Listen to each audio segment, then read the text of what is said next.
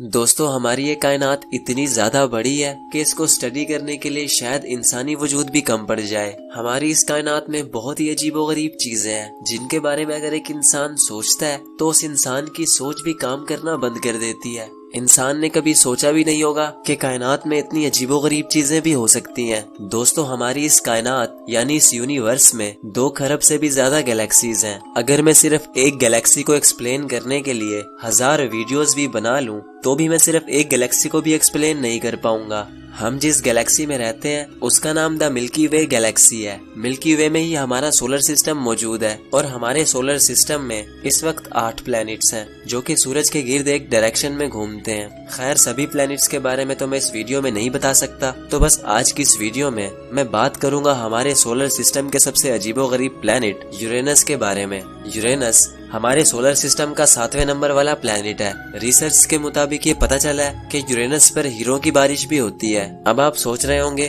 कि यूरेनस का टिकट करवाना पड़ेगा, लेकिन ऐसा सोचना भी मत, क्योंकि आज की इस वीडियो में मैं आपको यूरेनस के बारे में कुछ ऐसी खौफनाक बातें बताऊंगा जिनको जानने के बाद आपके रोंगटे खड़े हो जाएंगे। तो वीडियो बहुत ही ज्यादा इंटरेस्टिंग होगा, इसीलिए इसको एंड तक देखते रहना। दोस्तों जैसे कि आपको पता है कि हमारे सोलर सिस्टम में 8 प्लैनेट्स हैं, जिनमें सूरज के सबसे ज्यादा करीब मरकरी है और सूरज के सबसे ज्यादा दूर नेपच्यून है। अब जहाँ तक एक इंसान की अकल काम करती है तो एक इंसान को यही लगेगा कि सबसे ज्यादा हॉट टेम्परेचर मरकरी पर होगा क्योंकि वो सूरज के बिल्कुल करीब है, और सबसे ज्यादा कूल टेम्परेचर नेपच्यून पर होगा क्योंकि वो सूरज से सबसे ज्यादा दूर है। लेकिन दोस्तों ऐसा बिल्कुल भी नहीं है। सबसे ज्यादा हॉट टेम्परेचर वेनस पर है जो कि 2nd नंबर वाला प्लैनेट है, और सबसे ज्यादा कूल टेम्परेचर यूरेनस पर है जो कि 7वें नंबर वाला प्लैनेट है। और ये सुनने में काफी अजीब लगता है। अब अगर हम बात करें यूरेनस की, तो यूरेनस इस कायनात का पहला प्लैनेट है जो कि सबसे पहले डिस्कवर हुआ था। सन 1781 में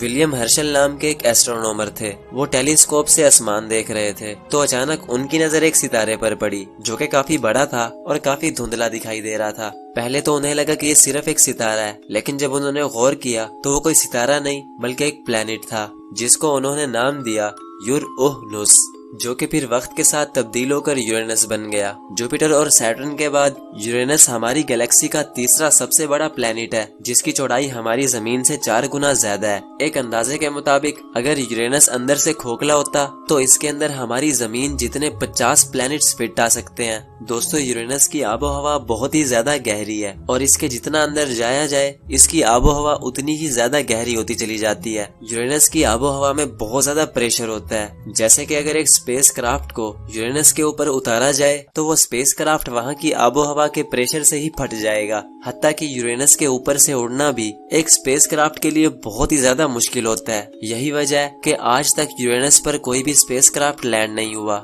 जो कि सुनने में काफी खौफनाक बात लगती है। और अब अगर मैं बात करूं यूरेनस के टेम्परेचर की, तो दोस्तों यूरेनस का टेम्परेचर -353 डिग्री फ़ारेनहाइट है, जो कि इतना ज्यादा ठंडा है कि अगर एक इंसान यूरेनस की हवा में अपना हाथ खोलकर लहराएगा तो उसका हाथ वहीं पर जमकर पत्थर बन जाएगा। उसके हाथ का ब्लड फ्लो रुक जाएगा, जिसकी वजह से उसका हाथ काटना पड़ जाएगा। और अगर यूरेनस पर पानी लेकर जाया जाए तो वो पानी जमकर इतना सख्त हो जाएगा जितना सख्त एक पत्थर होता है। और दोस्तों अब अगर मैं बात करूं यूरेनस के मौसम के बारे में, तो डिस्कवरी में एक बहुत ही अजीबोगरीब चीज सामने निकल कर आई। जैसे हमारी जमीन पर एक साल में 4 मौसम होते हैं, लेकिन वहीं यूरेनस पर एक मौसम पूरे 20 साल तक रहता है। हमारी जमीन सूरज के गिर्द एक साल में एक चक्कर लगाती है, लेकिन दोस्तों यूरेनस को सूरज के गिर्द एक चक्कर लगाने में पूरे 84 साल लगते हैं। सभी प्लैनेट सूरज के गिर्द एक खास डायरेक्शन में मूव करते हैं, लेकिन यूरेनस के सूरज के गिर्द घूमने की एक अलग ही डायरेक्शन है।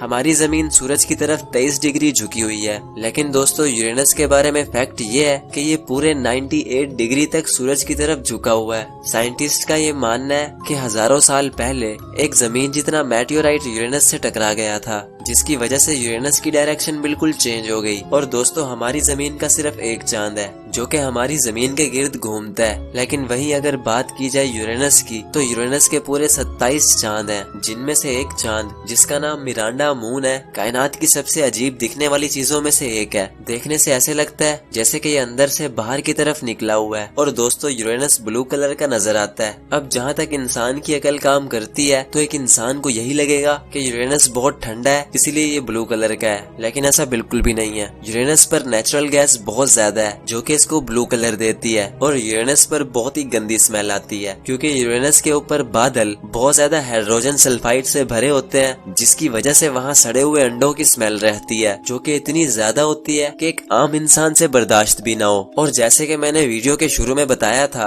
कि यूरेनस पर हीरों की बारिश भी होती है, तो वो इसलिए होती है कि यूरेनस पर बहुत ज्यादा प्रेशर होता है, जिसकी वजह से वहाँ बारिश में पानी की जगह हीरे बरसते हैं। क्योंकि दोस्तों पानी सिर्फ जमीन पर है और पानी की बारिश भी सिर्फ जमीन पर होती है, तो बस यूरेनस पर हीरे बरसते हैं। लेकिन वो हीरे आज तक किसी के हाथ नहीं लगे क्योंकि हाई प्रेशर की वजह से आज तक वहाँ कोई नहीं गया। और वहाँ एलियंस भी होंगे, इसके बारे में कुछ नहीं कहा जा सकता क्योंकि आज तक वहाँ कोई नहीं गया और इसीलिए किसी को भी नहीं पता कि वहाँ क्या है। तो दोस्तों ये तो थे यूरेनस के कुछ अजीबोगरीब फैक्ट्स जो कि हमारे सोलर सिस्टम का एक छोटा सा प्लेनेट है। हमारे सोलर सिस्टम में सिर्फ एक सूरज है, लेकिन अगर मैं बात करूं हमारी गैलेक्सी के बारे में यानी द मिल्की वे के बारे में, तो हमारी मिल्की वे गैलेक्सी में पूरे 1.5 ट्रिलियन यानी 1.5 खरब सूरज हैं। तो बस इस बात से आप अंदाजा लगा सकते हो कि हमारी गैलेक्सी कितनी ज्यादा बड़ी है। इंसान तो दूर की बात, बल्कि इंसान की सोच भी वहाँ तक नहीं पहुँच सकती। ना जाने इस कायनात के अंदर और भी क्या कुछ छुपा हुआ है जिसके बारे में इंसान ने कभी सोचा भी नहीं होगा। तो अगर आप चाहते हो कि मैं गैलेक्सीज और यूनिवर्स को एक्सप्लेन करने के लिए और ज्यादा वीडियोस बनाऊं, तो मेरी इस वीडियो को एक लाइक जरूर करना और मुझे कमेंट करके जरूर बताना कि नेक्स्ट वीडियो किस प्लेनेट पर और किस टॉपिक पर होना चाहिए, ताकि मैं उसके बारे में रिसर्च करके रखूं। तो बस मिलते हैं किसी नेक्स्ट वीडियो में, तब तक के लिए अल्लाह हाफिज।